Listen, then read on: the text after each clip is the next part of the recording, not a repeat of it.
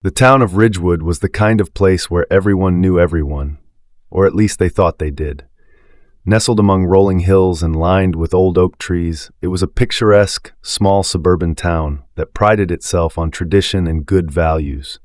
It was the kind of place where families had lived for generations, passing down stories, businesses, and sometimes outdated beliefs. At the heart of Ridgewood stood Jake's General Store, a fixture in the community for over 30 years. The store, with its weathered wooden sign and charming, if slightly faded, red brick facade, had been a part of the town for so long that it was hard to imagine Ridgewood without it. Jake Anderson, the store's owner, had inherited the shop from his father, who had started it back when Ridgewood was little more than a few farms and a main street. Jake was a man in his late 50s, with graying hair, a thick mustache, and a stern expression that rarely softened. He was known for being strict about the way his store was run. Everything had its place, and he didn't take kindly to things being out of order. But there was something else about Jake, something unspoken but understood by many in the town. He was a man with deep-rooted prejudices, especially towards the town's small but growing black community. Jake was always polite on the surface, but those who knew him well, or had been on the receiving end of his sharp, cold looks, understood the darker side of his good old-fashioned values. It was a warm Saturday afternoon when Tyler Hughes stepped into Jake's store. The bell above the door chimed softly as he entered, and the familiar scent of fresh bread and spices filled the air. Tyler was a tall, athletic young man with a confident stride. He wore a simple t-shirt and jeans, nothing flashy, but his presence was hard to miss. He was the kind of person who commanded attention without trying. Tyler had grown up in Ridgewood, but his experience of the town was different from that of most of its residents. As the son of Mayor James Hughes, Tyler was used to being in the spotlight. His father, a well-respected leader, had always taught him to hold his head high and treat everyone with respect, no matter how they treated him. Tyler had taken these lessons to heart, and it showed in the way he carried himself, calm, collected, and confident. But Tyler also knew that being the mayor's son didn't shield him from the realities of being black in a predominantly white town. He'd faced his share of suspicious glances, hushed whispers, and the occasional outright hostility. Still, he refused to let it get to him. He was here today for a simple errand, to pick up a few groceries for his mother, and he wasn't going to let anyone ruin his day. As Tyler made his way down the narrow aisles of the store, Jake watched him from behind the counter. The older man's eyes narrowed as he took in the sight of Tyler browsing the shelves. In Jake's mind, Tyler wasn't just any customer. He was a black customer, and that alone was enough to put Jake on high alert. Jake's store had been having a rough year. Business was down, competition from a new supermarket on the outskirts of town was fierce, and his temper was shorter than usual. He'd had a few run-ins with black customers before, each time convinced that they were up to no good, though he could never prove it. To Jake, Tyler's presence in his store was just another potential problem, another person he'd have to watch closely. Tyler, unaware of Jake's scrutinizing gaze, continued to pick out the items on his list. Some bread, milk, and a few cans of soup.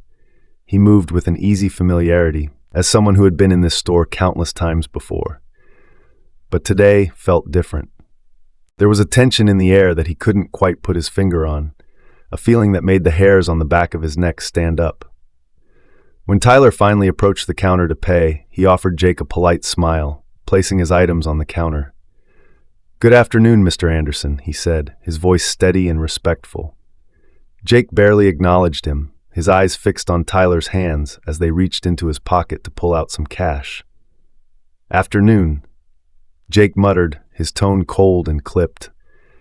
As Jake rang up the items, he couldn't help but notice the new expensive-looking watch on Tyler's wrist. Where did a kid like him get money for something like that? The thought gnawed at Jake, feeding into his already festering suspicions. He glanced at the small security monitor behind the counter, replaying the footage in his mind, searching for any sign that Tyler had taken something. "Need anything else?" Jake asked, his voice laced with a barely concealed accusation. "No, sir. That's all," Tyler replied, still calm, though he could sense the tension in Jake's tone. Jake handed over the change, his eyes narrowing as Tyler collected his items. "You sure about that?" Jake pressed, the suspicion in his voice now impossible to ignore. Tyler paused, confused. "Excuse me?" Jake's hand hovered over the phone on the counter. "I said, are you sure you didn't take anything else? Maybe something you didn't pay for?" Tyler felt the air in the store grow thick, his stomach tightening as Jake's words hung in the air. This wasn't the first time he'd encountered suspicion like this, but it didn't make it any easier to swallow. He had come in for something as simple as groceries, and now here he was, being accused of something he hadn't done. "Mr. Anderson, I'm not sure what you mean," Tyler responded carefully, though there was a hint of frustration creeping into his voice. He kept his posture relaxed, but inside, his mind was racing. He knew exactly what Jake was implying, and it wasn't just about the groceries. Jake leaned forward over the counter, his gaze cold and hard.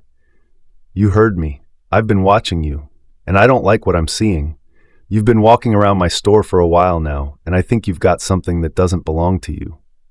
Tyler's eyes widened slightly in disbelief. This was actually happening. He was being accused of theft, and there was no mistaking the reason why. But Tyler also knew that losing his temper would only make things worse. His father had always told him that in situations like this, keeping your cool was the most powerful response. Still, the accusation stung. "Mr. Anderson, I paid for everything I picked up," Tyler said, his voice firm. "If you want, you can check the receipt." Jake's expression didn't change. "Why don't you just empty your pockets? That'll clear things up real quick." Tyler's heart pounded in his chest. This was more than just about proving his innocence. It was about the principle of the matter, about standing up to an unfair, prejudiced accusation. He could feel the eyes of the other customers in the store on him now, some of them curious, others whispering to one another. The sense of humiliation was almost overwhelming. But Tyler knew he couldn't back down. To empty his pockets would be to concede to the idea that he was guilty until proven innocent, that Jake's baseless suspicion was justified, and that was something he couldn't allow himself to do. "I don't think that's necessary, Mr. Anderson," Tyler replied, trying to keep his voice steady, though his hands clenched at his sides. "I've paid for my items. That's all there is to it." Jake's face hardened, and he took a step back, his hand now resting on the phone. "Well, if you've got nothing to hide, then there shouldn't be a problem, should there? Otherwise, I'll have to call the police and let them sort this out." The mention of the police sent a chill through Tyler. He knew all too well how situations like this could spiral out of control, especially when the police got involved. He'd seen it happen on the news, and even in his own town, minor incidents escalating because of assumptions and fears, often ending in tragedy. Tyler took a deep breath, forcing himself to stay calm. He could see the doubt in Jake's eyes, but also the stubbornness. Jake wasn't going to back down easily, and neither was he. But this wasn't just about him now. It was about every black person who had been in his shoes, about standing up against this kind of treatment. "Mr. Anderson, I'm not going to empty my pockets because I haven't stolen anything," Tyler said, his voice steady but firm. "And if you call the police, I'll have to tell them exactly what happened here, and I think they'll be very interested to know that you've accused the mayor's son of stealing without any proof." The words hung in the air like a bomb waiting to explode. For a moment, there was nothing but silence, the weight of Tyler's revelation sinking in. Jake's hand froze on the phone, his eyes widening in shock. He had no idea who Tyler was, only that he was another black kid in his store. But now the realization of what he had done, and to whom, hit him like a ton of bricks. "The mayor's son?" Jake stammered, the color draining from his face. He hadn't expected this, hadn't considered for a moment that this young man could be connected to someone so powerful. Suddenly, the situation had changed entirely, and he was no longer in control. Tyler could see the fear in Jake's eyes, and it gave him a sense of grim satisfaction. But he wasn't done yet. "That's right," he continued, his voice calm but edged with steel. "Mayor James Hughes is my father, so if you want to call the police, go right ahead. But you should know that this isn't going to go the way you think it will." The other customers in the store were now openly watching the confrontation. their murmurs growing louder. Some of them recognized Tyler now, realizing who he was, and a few of them exchanged uneasy glances. The tension in the store had reached a boiling point, and it was clear that everyone was waiting to see what Jake would do next. For a moment, Jake just stood there, his mind racing. He was trapped, and he knew it. Calling the police now would only bring more trouble, not just for Tyler, but for himself. The mayor would get involved, the media would pick up the story, and his store's reputation, already fragile, could be destroyed overnight. But Jake's pride wouldn't let him back down completely. "Fine," he muttered, stepping away from the phone. "But don't think this means you're off the hook. I'm watching you, boy, and if I see you in my store again, you'd better believe I'll be keeping an eye on you."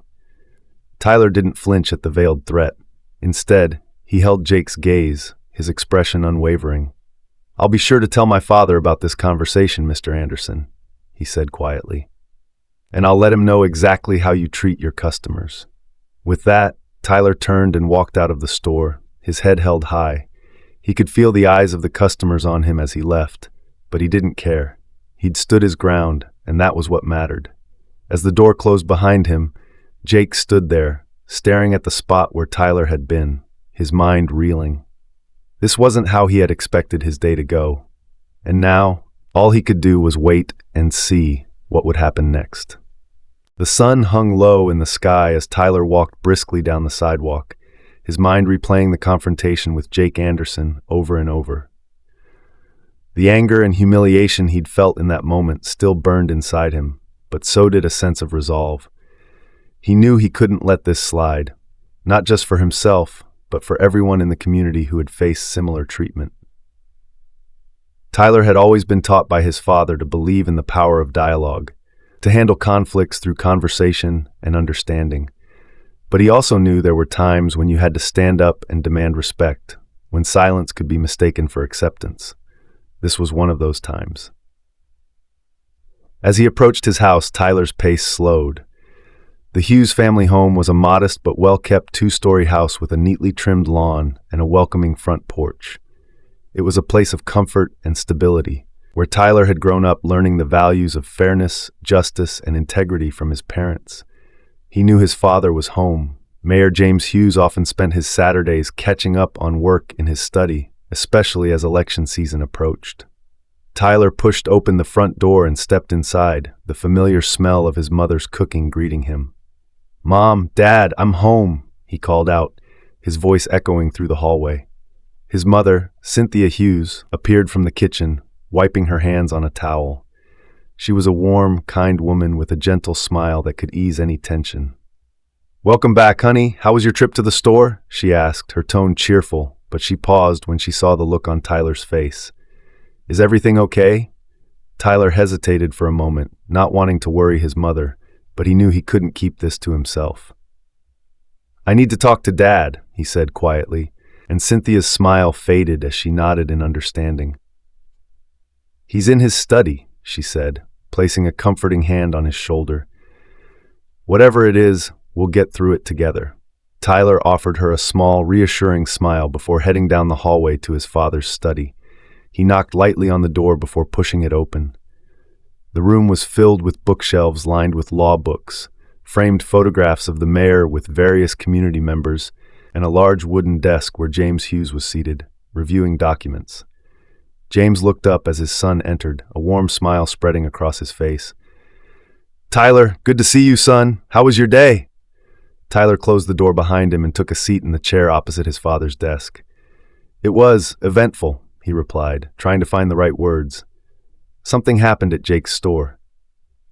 James's smile faltered as he noticed the seriousness in his son's tone.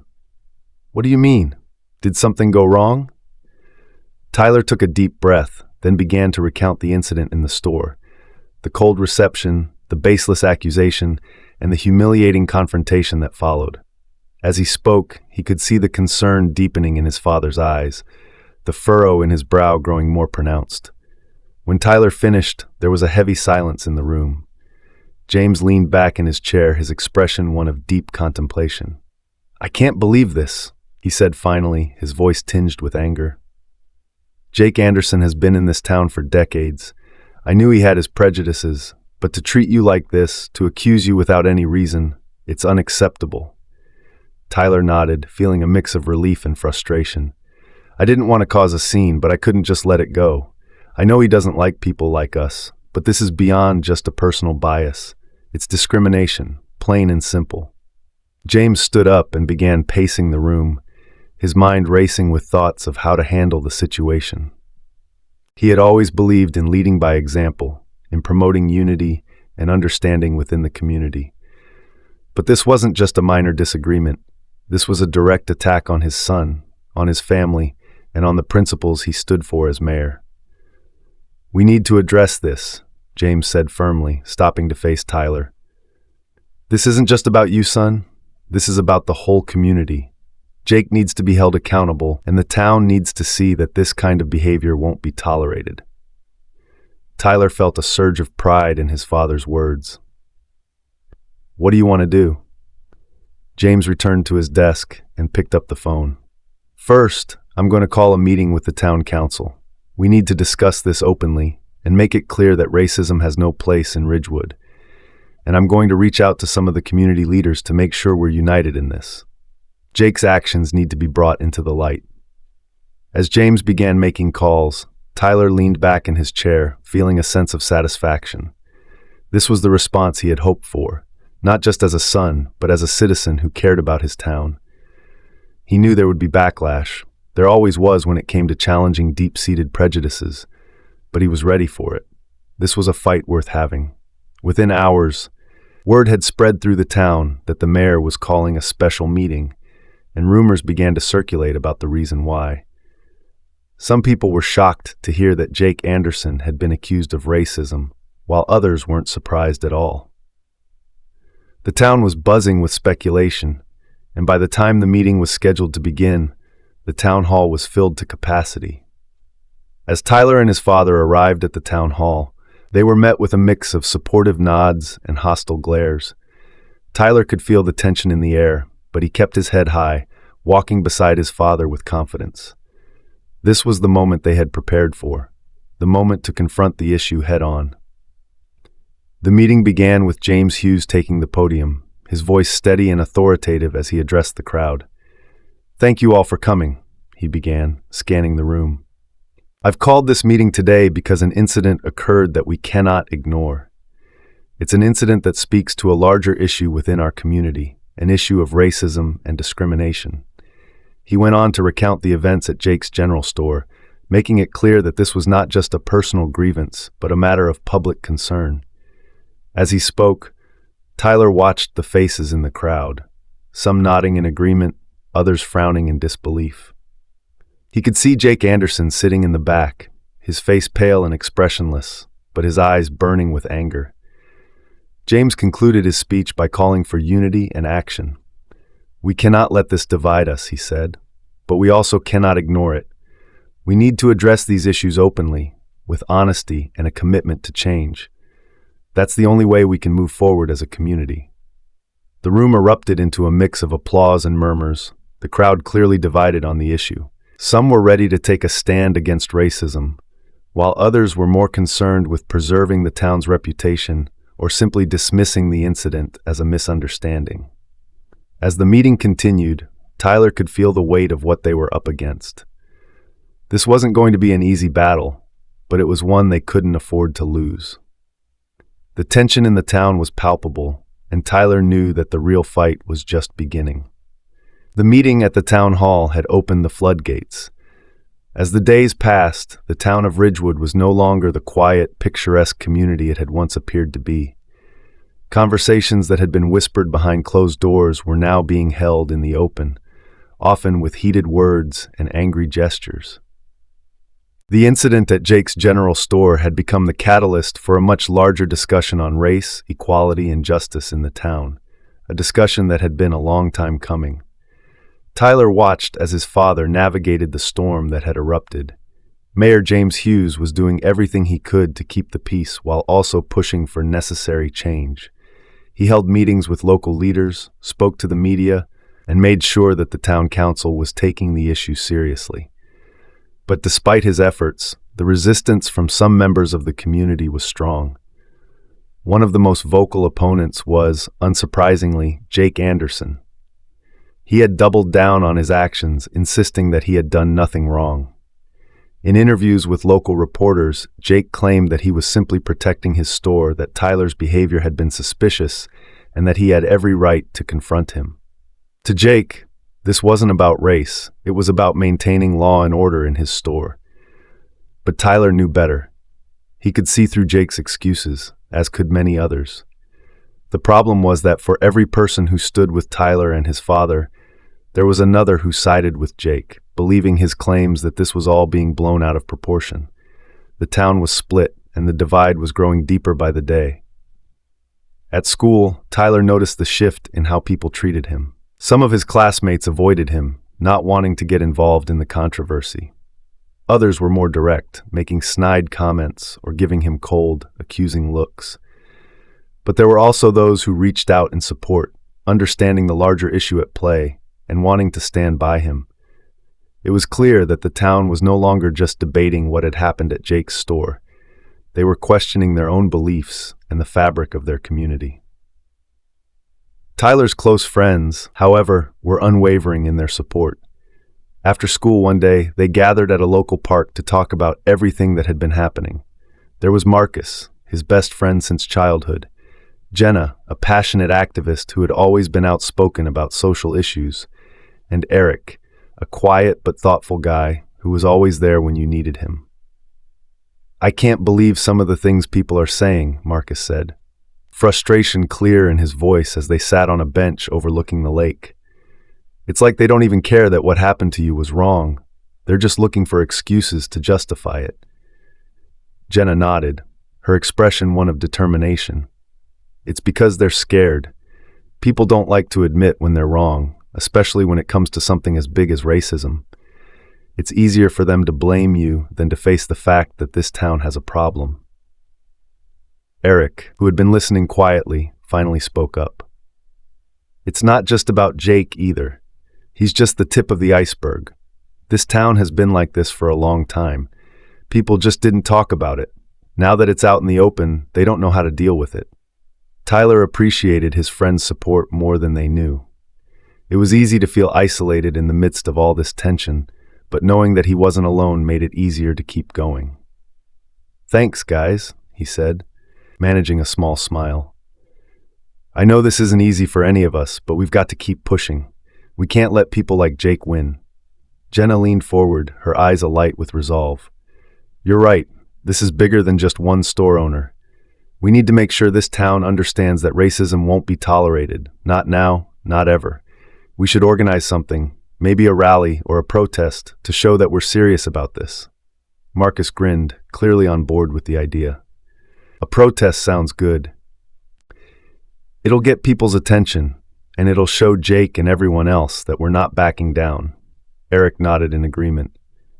"Yeah, and we can invite people from other towns too. Make it a big event. The more support we have, the harder it'll be for them to ignore us." Tyler felt a surge of hope at their words. This was exactly what they needed, a way to take action and show that they weren't just going to let this issue fade away. "Let's do it," he said, his voice firm. "We'll organize a rally and make sure the whole town knows where we stand." Over the next few days, Tyler and his friends threw themselves into planning the rally. They spread the word on social media, contacted local activists, and made sure that the event would be peaceful but powerful. They knew they were taking a risk. There was always the chance that things could go wrong, that the rally could be met with hostility, but they were determined to see it through. The day of the rally arrived, and as Tyler stood on the steps of the town hall, looking out at the growing crowd, he felt a mixture of nerves and excitement. People from all walks of life had shown up: students, parents, teachers, and even a few local business owners who supported their cause. There were signs reading, "Racism has no place here," "Justice for all," and "We stand with Tyler," held high above the crowd.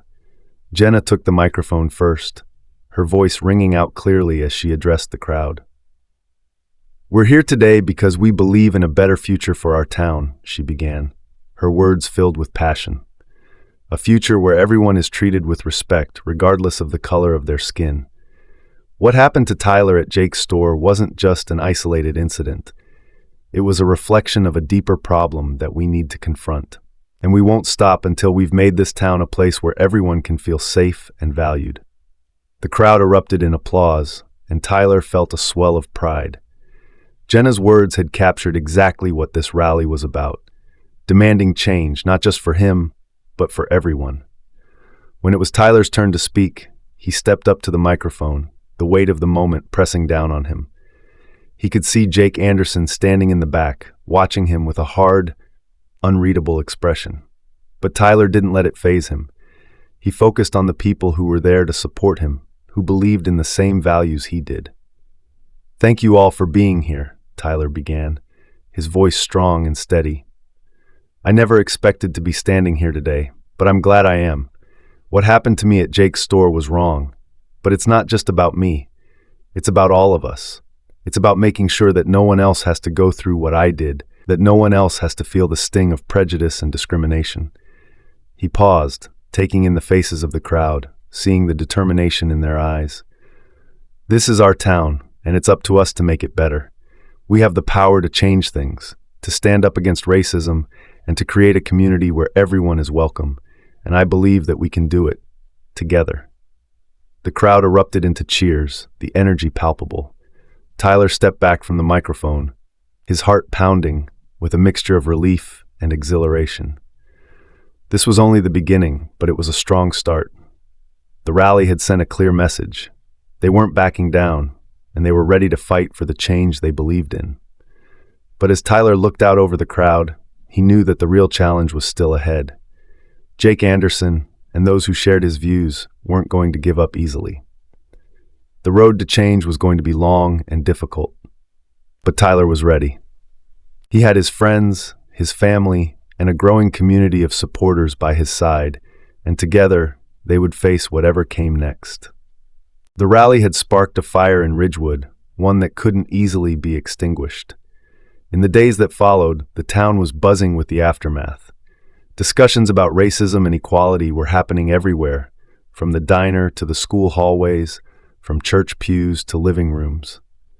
For many, this was the first time they had really talked about these issues, and the conversations were as difficult as they were necessary. But not everyone was happy about the change.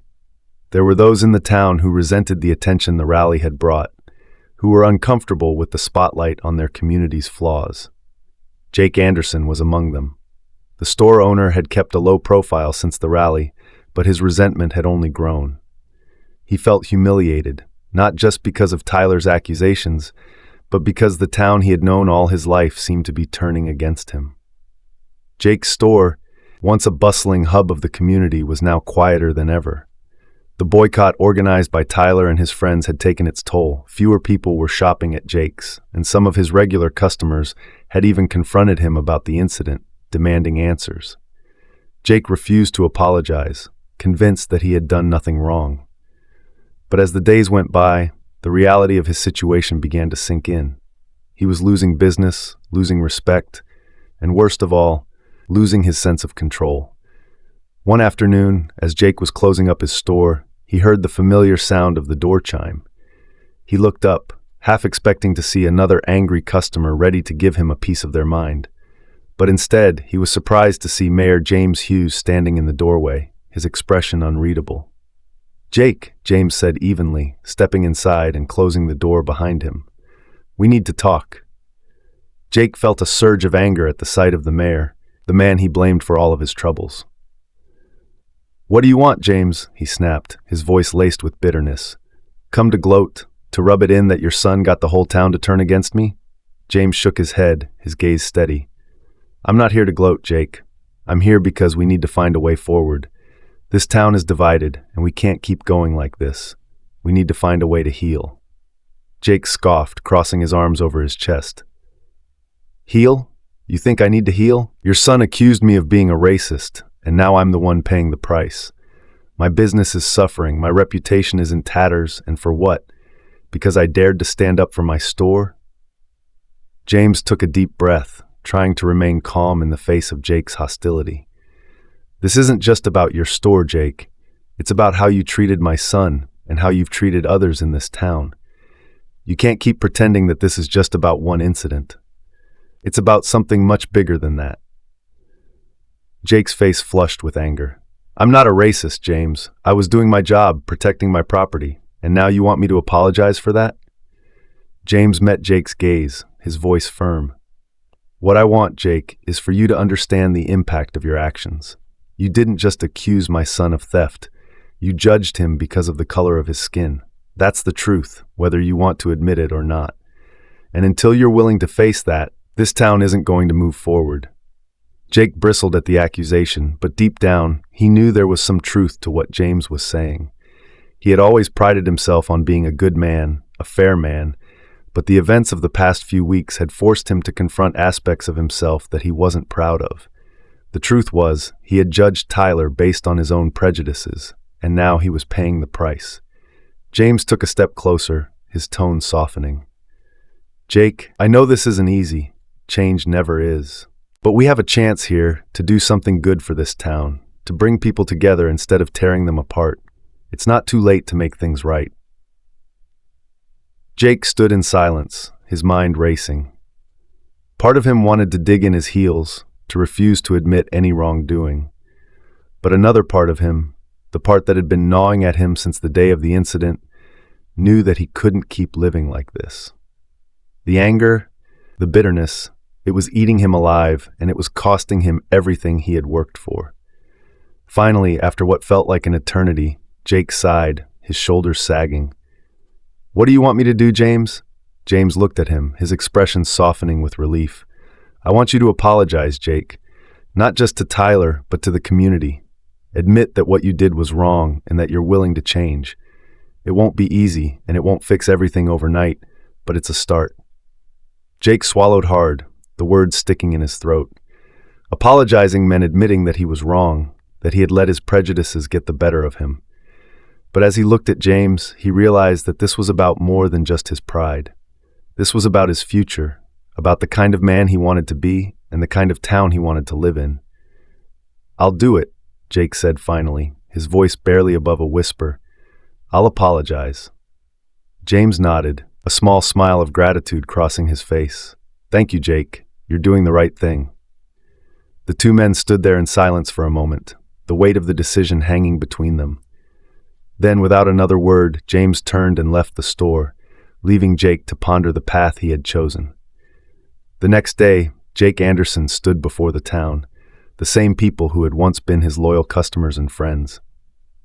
The town hall was packed, and there was a palpable tension in the air as Jake stepped up to the microphone. He could feel the eyes of the crowd on him, judging him, waiting to see what he would say. Taking a deep breath, Jake began to speak. "I've lived in this town all my life," he started, his voice steady but filled with emotion. "I've run my store for over 30 years, and I've always tried to do what I thought was right. But a few weeks ago, I made a mistake, a big one." He paused, gathering his thoughts, before continuing. "I accused Tyler Hughes of something he didn't do. I judged him because of the color of his skin, and that was wrong. I let my own fears and prejudices get in the way of doing the right thing, and I'm sorry for that. I'm sorry to Tyler, to his family, and to this community." The room was silent as Jake spoke, his words hanging in the air like a confession. He looked out at the crowd, seeing the mixture of emotions on their faces: anger, sadness, relief, and in some cases, forgiveness. "I know that words alone aren't enough," Jake continued. "I know I have a lot of work to do to earn back your trust. But I'm committed to doing that work. I want to be part of the solution, not the problem. I want this town to be a place where everyone feels welcome and respected, no matter who they are." As Jake finished, there was a long pause before the room erupted into applause. It wasn't everyone, but it was enough to show that his words had made an impact. Tyler, standing in the back of the room with his father, felt a wave of emotions: anger, satisfaction, and surprisingly, a small sense of hope. This wasn't the end of the fight, but it was a start. Jake stepped down from the podium, feeling a weight lift off his shoulders. The road ahead was still uncertain, but for the first time in weeks, he felt like he was moving in the right direction. and as he left the town hall, he caught Tyler's eye, offering him a small, tentative nod. It wasn't much, but it was a beginning. The weeks following Jake Anderson's public apology saw Ridgewood begin a slow, tentative journey toward healing. The tension that had once gripped the town was still present, but the sharp edges had started to soften. People were talking, really talking, about the issues that had long been buried beneath the surface. The rally, the town hall meeting, and Jake's apology had opened a door that could no longer be closed. Tyler noticed the changes almost immediately. At school, the hostility from some of his classmates had lessened. While not everyone was suddenly friendly, the outright hostility had started to fade, replaced by a cautious curiosity. Some students even approached him to talk about what had happened, sharing their own experiences or simply offering support.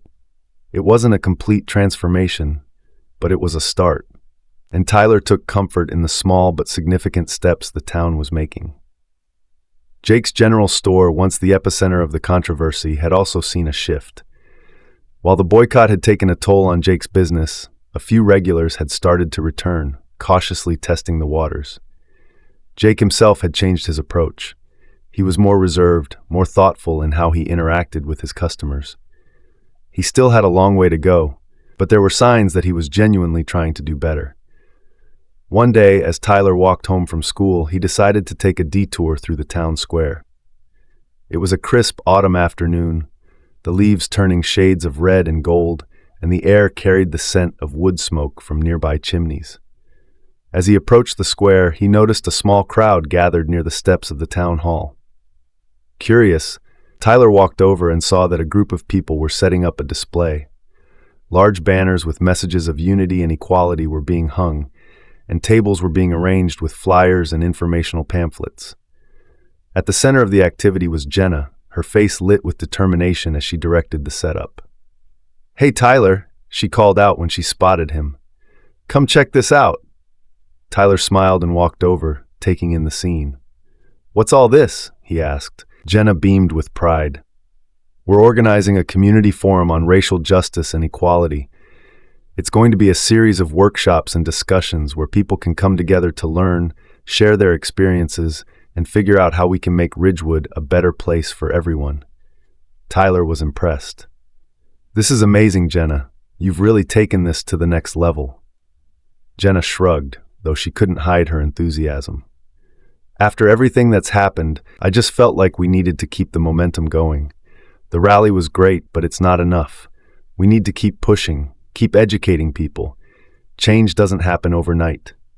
Tyler nodded, feeling a deep sense of gratitude for his friend's dedication.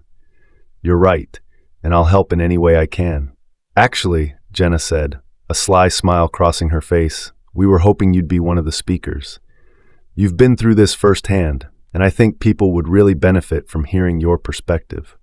Tyler hesitated for a moment. He had never been one to seek the spotlight, preferring to lead by example rather than words. But he knew that this was important, that his voice could help make a difference. "Okay," he agreed. "I'll do it." Jenna's smile widened. "Great.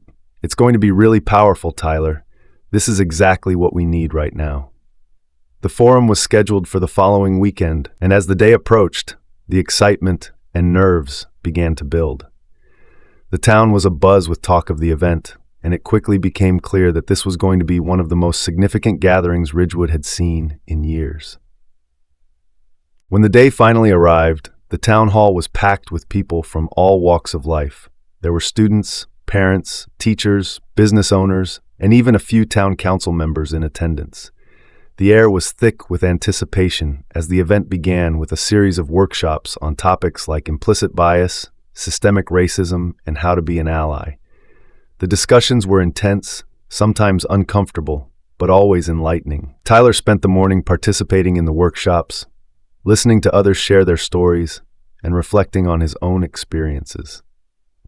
As the time for the main event, the speakers panel, drew near, he felt a mix of anxiety and resolve.